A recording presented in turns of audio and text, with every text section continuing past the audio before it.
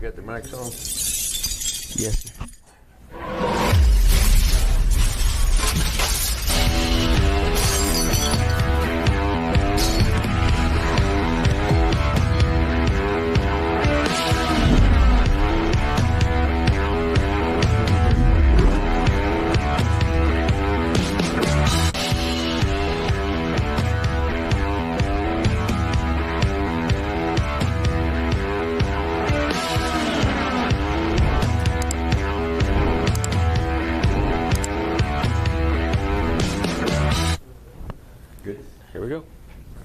Good evening, ladies and gentlemen, and welcome to this week's edition of the Fifth Quarter Show.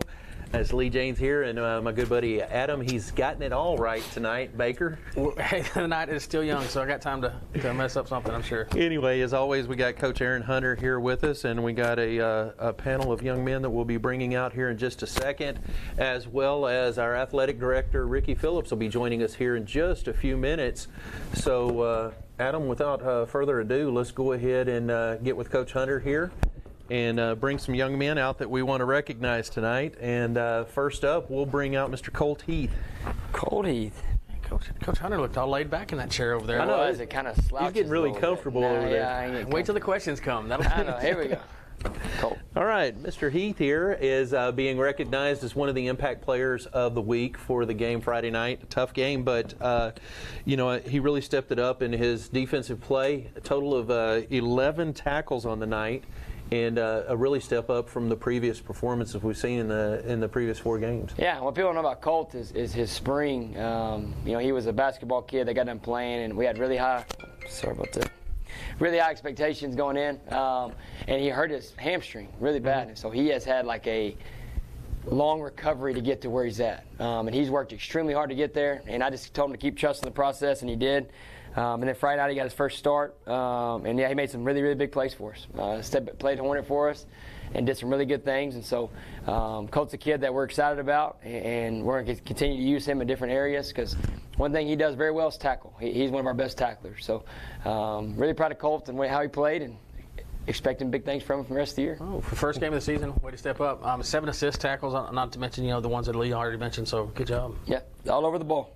All right, we expect to see you back. Once you set the bar, you got to do something. You got to be here. There's a couple of guys still here. Yeah, they come every week. So. Yeah, the last guy that was playing the Hornet position, he set the bar kind of high for you. So. All right, congratulations and thanks for joining us tonight. Congratulations. All right, our next one, Mr. Watts. Dylan Watts. He's becoming a frequent flyer on the Hornet Radio show. Oh yes, he is. Well, he's a frequent flyer across the field everywhere. He is. Lights out Watts. There you go. I like it. Oh my gosh, the look at that! I caught him off guard. The puns that Lee comes up with names is incredible. From your electrifying play there, Mr. Watts. Anyway, so we had 11 tackles, 4 assists, 7 solo tackles. Yeah. So out there doing your job on your own. Dylan's doing a good job. I think this is second or third time to be on here. He just gets better every week. And like I told you about him last year, he didn't get to play last year, and so he's basically playing for 2 years right now and regaining knowledge from 2 years. And he's worked hard, and he continues to be a staple of our defense. And he played really well, and he's doing some good things. So look forward to him continue being on the show. Are your folks tuned in? Yes, sir. Yeah. What do you want to tell Mom? Give her. Hey, there's nobody that says it better. Yes, sir. It's Dylan Watts. I promise It's almost you, military style. It is. I like that. Close. I'm digging that. It's very close. All right, I'll let you introduce. This is one of your favorites. Oh man, I love this guy's play. I'm not gonna lie. I love watching him. The excitement. Dutch, get on out here. Dutch Nielsen. Dutch had a huge hit Friday night. I came up out of a chair. I was excited. Poor guy that you crushed.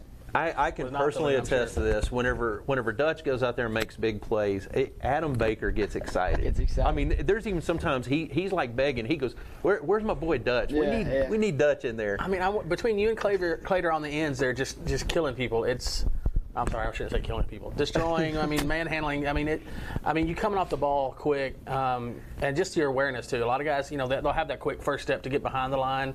But then they kind of deer in the headlight look, and they're like, what am I supposed to do back here? But you get back there, and you know where you're going. If that ball's away, you're down the line, you're chasing it down. You do a good job, Dutch. Keep it up. No, he's a solid player, and been on here 3 or 4 times now, captain. pound for pound our most athletic kid. So fastest, best jump, strongest. We do that big ranking. He is by far the best in the athletic program. So that comes with hard work. So only bad thing about Dutch, he's an Aggie.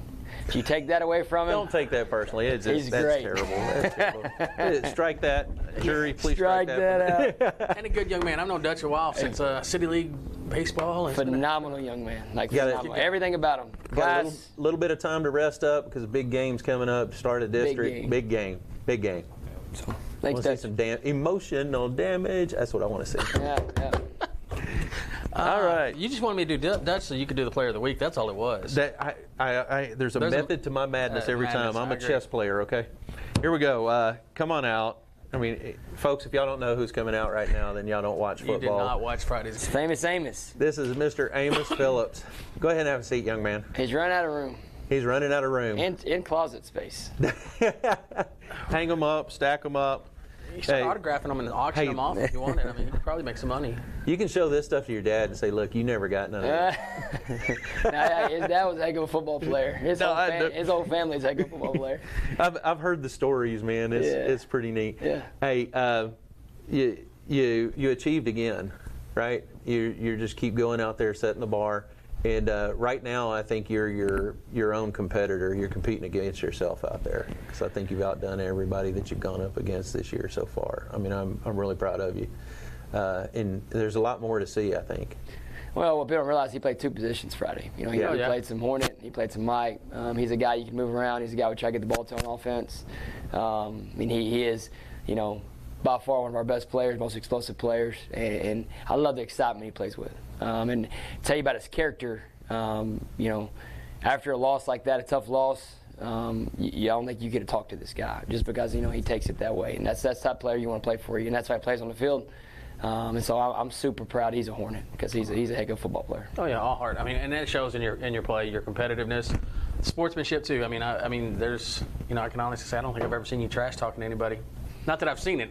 Yeah. I'm not saying you had mumbled something and kind of got a little comment in there, because that's just part of it. That's really not who he is. I'm telling you, But it's not. no, it wouldn't surprise me if you were just patting people on the back. Yeah. Did I hurt you? You okay? Yeah. Can I help you up? I'm coming right back. Yeah, Yeah, I'll here see you next play see you because this next is going to play. hurt. Which way you going? So you did a great job. And I just want to say thank you for, we called you out last week. I told you I wanted an interception. Did you get me one? Yeah. You got me one. And then you had, what was up with the tip drill catch? It's a big play, man. Yeah, that was crazy. What was Crazy going through your head at that point? I was trying to get the ball. And it popped up around behind you. I mean, it was great. It was good job. Like Adam said, he got the aside from his offensive stats, he had a pressure on the passer, interception, and 12 combined tackles. So All over the ball. all over the ball. Enchilada sauce, man. That's it. You've got a week to rest up. What can we expect the next time? Can we get that pick six? Oh, we're gonna do it. Oh, you heard it here. Just do, Heard it here do it. first. If you do that, just do me a favor and just look over the sideline, and you don't have to say nothing or anything else. Just smile at Coach Hyde for me. Please don't. Please don't. See you, Good Amos. job. Thank you, sir. All right. That's all our guys for this evening. We're going to have Athletic Director Ricky Phillips come over and join us now. And while he's doing that, Adam, if you'll get us started off on the News of the some week. sports news of the week, and then I'm sure Coach Phillips is going to have some stuff that he'll be able to add in on this. Absolutely. So first thing, Wednesday's results. Volleyball, Gatesville Junior High C team scores versus Brownwood. 8th won 2-0. 7th Gold lost 1-2, and 7th Black lost 0-2. And then we got Thursday's results from football. Sub-varsity scores versus Burnett. The JV Black won 28-13, JV Gold won 21-6, and JV White lost 24-8. And of course, football from Friday night. Gatesville 8A lost 28-6, CB. 7A lost 32-6, 7B lost 8-8. And then we have which one did you just read? I'm sorry, that was Thursday JV. That was Thursday's JV. Yeah. All right. And then Monday's results for Gatesville Junior High Volleyball scores versus Waco Connolly. 8th grade won 2-0. 8th grade B won 2-0. 7th grade A won 2-0. Oh, clean sweep. 7th grade B won 2-0. Here we go. Like that. And that's our up-and-coming varsity players there, right there. They're going to be there in a few years. Which one was that? I lost You're on tennis now. I'm on tennis. You're on tennis. Varsity defeated Brownwood 10-9 in their District 23 4A match. That secures them a playoff spot and clinch no worse than third place. So they did, once again, tennis doing a great job for the Hornets. The Hornets' 10th match win came late in the evening from Jaziel Martinez in a wild 4-6, 6-4, 1917 marathon. Wow. That's a lot of tennis. That's a lot of tennis. 1917. I mean, you're going a while for that one. Postseason bound, GHS closed it out the regular season October 3rd at Lampasas. Yeah, you could talk about Friday. I'm glad. Look at how that landed. Well, Friday. All right, we're going to come back to that in just a minute. Other news. I play chess. Yeah. I switch it around on him all the time. We got softball senior Kaylee Featherston has made her verbal commitment to Nelson University. She becomes the third Hornet softball player to make a collegiate commitment this fall, and is the fifth athlete in GHS class of 2024 to do so. Sir. Nice. And then the last thing before we get into this is we got the Hall of Fame banquet coming up. October 18th. October 18th, and is it October 18th or 19th? 19th. Okay, October 19th, and that's going to be at the GHS cafeteria, and that will begin at 1 p.m. Tickets are on sale for $10 a piece, and looks like we got some pretty well-known people that are going in this year. Good athletes. Pretty cool class of inductees. You know, athletes Judy Kafer-Hurst and Jim Saunders, ex-coach Guy Dean, and the 2009 softball state semifinalists, and the 1950-51 boys basketball state finalists. So we're going to recognize those guys at halftime of the football game on the 18th, and the banquet is the 19th. So looking forward to that. It's always one of the neat things that we do here. Oh yeah, it's me myself. I'm always excited every year to see who the new inductees are going to be, and you know, the fun part for me, you know, I've been living in Gatesville now for 21 years. Believe it or not, but hearing the history of some of these classes, athletes, teams, you know, I really got a kick out of hearing Mr. Poe talk about the basketball team and stuff. That was a really fun. That's part of the banquet, Lee, is hearing those stories. Yeah. Things, you know, and I've been here all my life. I've been here longer than 21 years Yeah. in Gatesville, and I find out things that I had no idea. And that's what really makes that Hall of Fame banquet a lot of fun. You hear those stories, and you hear some things, and you find out some things about people from here, our neck of the woods, that you didn't know about. It's really, really cool. Well, The green screen's about to go, Coach. You may move up a little bit. There you go. there you go. You're good. You know, the funny thing is about that, y'all can see that move and everything else, and it still looks exactly the same as what it is on the. That's pretty cool. Yeah, you can't tell. Can't even tell. No, There you go. it's all Yeah. invisible. Did you hit the play? No, we're good. I didn't do anything wrong that time. All right. Not me. Let's talk a little bit about football Friday night. Let's do it. And we'll talk about that, and then want to ask Coach Phillips some things about some of the athletics that are going on aside from football. But it was the last game we have before going into district. We took one on the chin. Yeah. It was a tough, hard fought battle. You know, there was a lot that was going on, and I think in the first quarter, where it felt like we were finding where and how we were going to make movement on the ball. Yeah. Take us into that and tell us what you were seeing from your perspective. What did the team learn and take from this, and where are we going from there? Well, I told you, Burnet's a good football team, very well coached, and it was a battle Thursday night and going into the sub-varsities. And that kind of sets the tone for Fridays. And coming out that first play kind of set the tone for our whole team. So what's good and bad about those situations is, how do we respond? And it felt like early on, that whole first quarter, really, we never got our traction. And we were just spinning our wheels, offense, defense. Things weren't happening offensively. Defensively, they came out some different sets. And like I said, very well coached. We're going to have to make adjustments. But it challenged the guys. Challenged the guys at halftime. And said, we got to go fight. We got to go play. And I think the second half, they fought. They fought, and some balls didn't go our way. and some things didn't go our way. But regardless, we did not do enough to win the game. And so you have those moments in the season that challenge you, and it really tells you who you are as a team. And I was proud of our fight.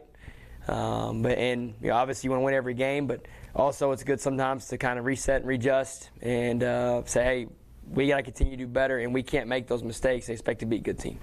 So we didn't win, and we took on a chin. So we got to regroup and rebound and get ready for district. Do you feel like the guys have come closer together a little bit after this?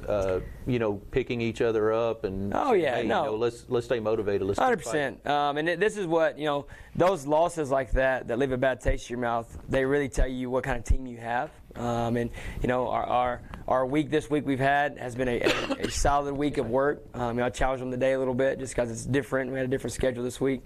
But our guys have responded, and those guys you called up here, the guys that aren't up here, they're ready to go to work, and they understand what's ahead of them because we got a big test next Friday. So we call this, this is our bye week, but it's also a week to, hey, we got to get back to work on some of the basic stuff and get back to what we do and get a good game plan to go beat the La Vega Pirates and start off District 1-0. That's something you mentioned there is just that the way that loss can leave a bad taste in your mouth. Going into a bye week. Oh, it's worse timing. It is. Yeah. But I was thinking about that. I was like, that can really, the team could allow that to really fester and just become a sore subject.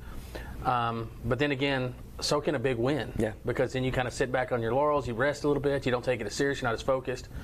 How are the guys responding? Are they really digging in? Oh yeah, no. That's one thing about us here is our kids they care, and we've come a long way. And that one hurt them Friday. It did, but just like as good as you feel after the McGregor game, it's never as good or as bad as you think it is on film. So you leave McGregor game and you're thinking, man, offensive showcase, defensive shutting them down, and then you put on film and you're like, there's a lot of things we could have done better. And same thing Friday. You put on the film and you're like, Saturday morning I wake up and I'm like, man, it's going to be terrible. And it's like, man, we actually played really, really good defense. We outgained them by yards. And which you wouldn't think that after that game, but they just made the plays that we didn't. And kudos to them. I told you they were a good team and well-coached team. And they made the plays that we didn't. And so, no, they've responded. Our guys respond. They get it. They know what's ahead of them. And it's going to be a dogfight every single week. And we start off, I think, with one of the top teams in the state of Texas. La Vega's playing really well right now. And so we're coming to Gatesville going for Big Sting, and we got to come out and put together a good plan and go execute the plan and try to find a way to have one more point than they do. Speaking of the Big Sting game, I got a question. Is it specifically planned that we play La Vega on Big Sting night more than any other team that we've played? I didn't know that. Since I've been here, we haven't played them on Big Sting because we haven't played them in a while. But Coach Hyde actually texted me today. He's like, hey, send me the picture of y'all's jerseys so that we can make sure we don't match them, right. Because they're unique. And right. I thought in my head, I was like, man, he must know. I thought he was just from Gatesville, but I guess maybe we play him a lot on the Big Sting. Looking back over the history, our very first Big Sting game was La Vega. Well, there you go. Yeah, and that was the 2012 season when they had the first Big Sting game. But yeah, I was later going, man, how does that always? Is somebody flipping the coin wrong or something? Or what are we doing? No. Speaking of flipping the coin, there were some calls Friday night. I just want to get your opinion. There was some that you protesting a little bit. Listen, those calls they don't impact the outcome of the game. So we got to continue to fight, and nothing we can do about it. I can't even draw it out of you, can it? You can't. Wait, you can't. The debate was last night. You can't be politician tonight. Come on. No, I understand, and you're right. Just as much as we hate calls when we see the flags come flying out, there's half the stadium likes it, half the stadium don't. Exactly right. And there's calls that go against them that they feel were wrong and everything else. That doesn't stop us from pulling our question mark out. We still carry the question marks in the bag. We'll hold them up, and we've held them up at the volleyball games. I don't know if you've seen us or not, but we've held them up at the volleyball. The last volleyball game that we did, what game was that? Last Tuesday. Whitney, I think. Yeah. There was one that was on the side of the court that we were on going towards the locker room end, and I looked and saw that ball hit, and I saw how the flag pointed, and I grabbed the flag right then. I was like, what are you calling? What did you see that I didn't? Anyway, it's fun, though. Even at baseball games, we ran out of ways to hold the question mark up, so we just started turning it different directions every time we call it up there. But I was looking at La Vega's record so far this season in their first 5 games they played.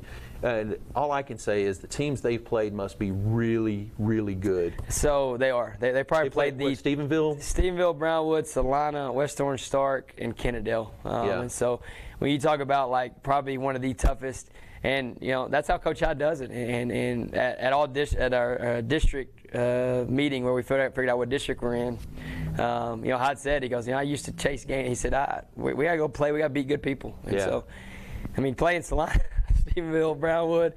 I mean, those are powerhouses. Yeah, well, how many championships has Salina got? How many? It's Stephenville. My goodness. And Stephenville's rolling. When I saw the score of the Stephenville game, I was like, man, how good is Stephenville this year? They're good. They're real good. Brownwood's real good. In La Vega, I mean, Coach Hyde, they have built a machine over there, and kudos to them and Coach Balch and those guys. They have done a great job. They're a good football team.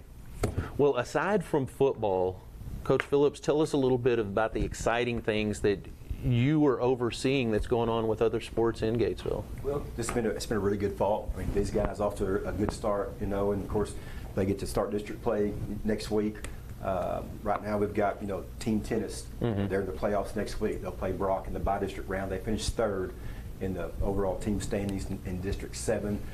Cross country, which Monday here we're hosting a district cross country meet. Our girls and boys have a great chance to get teams out, as well as individuals in that top 10.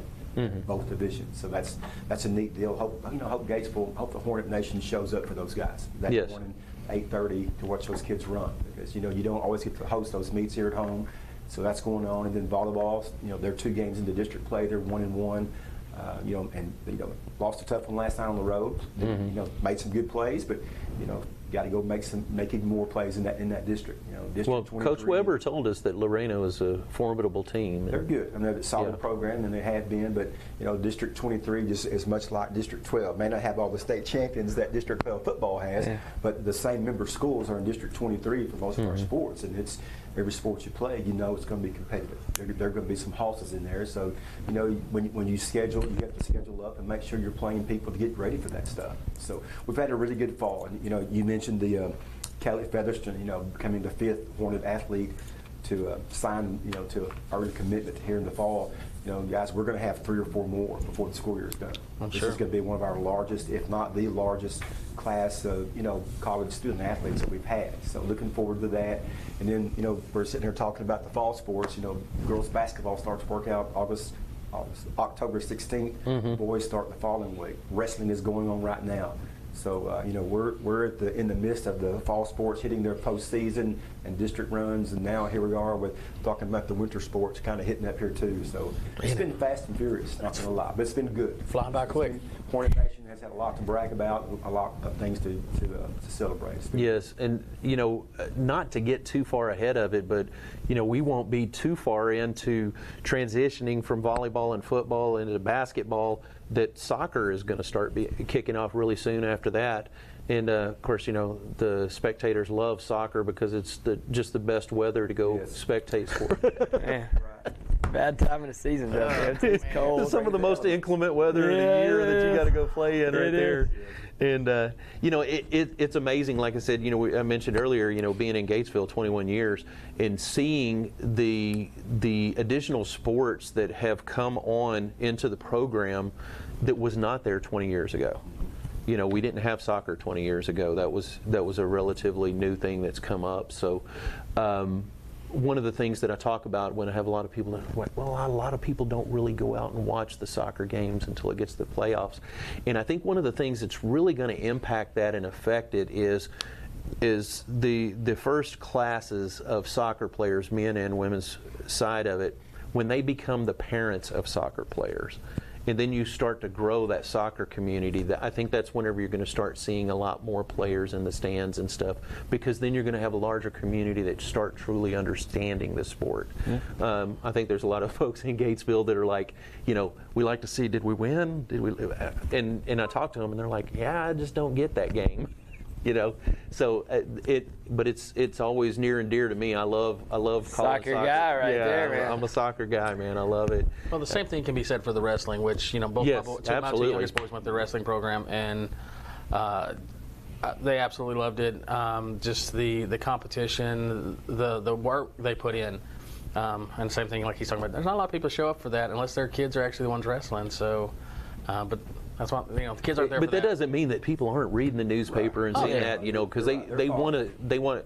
They may not be like, hey, I'm going to be the spectator of it, but they want to know, did our kids win, and I'll tell you this right now, I'll go on record, if we ever start a dart team, sign me up, I'll coach. You're in it. I'll coach right in go. a heartbeat. I'm sure it's coming eventually. So you guys talking about soccer and powerlifting, different things, and the wrestling going on. We have 18 varsity sports, boy, girls. Mm-hmm. We have over this year again for the 4th year in a row over 700 student athletes at Gatesville High School and Gatesville Junior High School.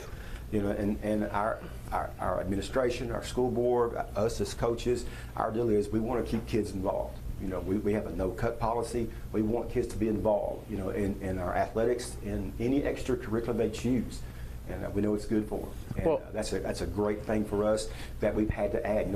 Those sports that we've got at the high school level, we've also reached down in the last 3 years and added, those same sports, soccer and golf and tennis at the junior high program. Mm-hmm. So, those are nice feeder programs for the high school. So, when you get interest, and especially when you find neighboring schools that are playing as well, you start making those decisions. And it's been and we have a lot of kids in our program, and that's the way we like it. I'm just going to say, I love the way you referred to them. They're student athletes. Yes, sir. One of the things that I hung my hat on, I talked to people, people would talk about the Hornet Radio last year, and, oh, you're doing that, and this year just being part of this, we're bringing. But as I talked to them, I'd bring up the stat that you mentioned about how many student athletes that were passing. Yes. And I can't remember that stat right now, and I know it's still early in the season to be throwing that out there, but, I'm sure you'll get that to us eventually. But I love the fact that, the number of kids that we had that were passing, that aren't failing out of the program, that are those student athletes. So student is still first, but it's the athletics part is making them better students. I think we've got. Adam, I agree, and I'll tell you, hats off to our coaches that emphasize this. I mean, every coach in our program knows it's a big deal, and in turn, they make it a big deal to our kids. And our kids know that. That's the standard we've set, and that passing rate. This is actually Friday's the end of the first 9 weeks. Mm-hmm. And our goal is 96%, and that's 96%. Of our high school kids that are, and whether you're freshman through senior doesn't matter. That's a big deal for our kids, and they know it. But our coaches do a great job with it. Our campus, our teachers, our admin, and our coaches do a great job of making sure if we've got kids that are missing a lot for tournaments or games and stuff, if those kids get to tutorials, or our teachers meet with them before or after school, they're great about that. But it's an important deal because everybody's got some point they're going to quit being an athlete. Mm-hmm. At some point, your academics are going to take over, and so that's what we want them to understand is that's first and foremost. Go be a great, be a great athlete, but be a better academician.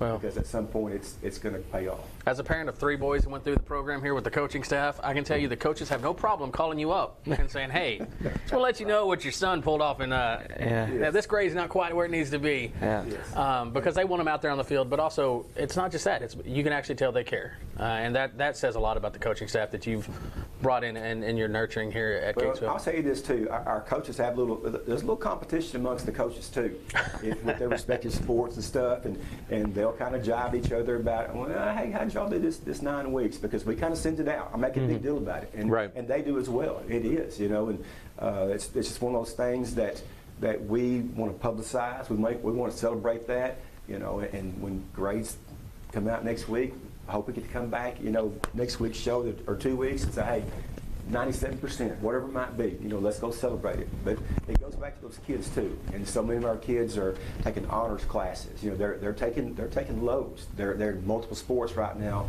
or multiple activities. They're busy. And so when they can go out and do something like that, it's, hats off to them. Well, I tell you what, I don't know if either one of y'all have ever thought of doing this, but when I was in high school, I had a coach. I still remember his name, Coach Sezzo.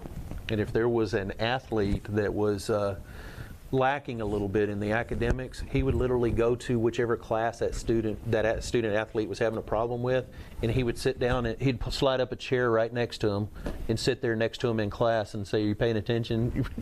Oh man! I mean, he literally did that. Yeah. And after he did it once or twice, believe you me, you didn't want him coming back. You didn't want to be that guy. Everybody in class is like. It didn't ever happen to me, okay? I don't believe it, Lee. I don't believe it. All right, before I get to Coach Hunter's closing question, one last thing I want to ask you, Coach Phillips.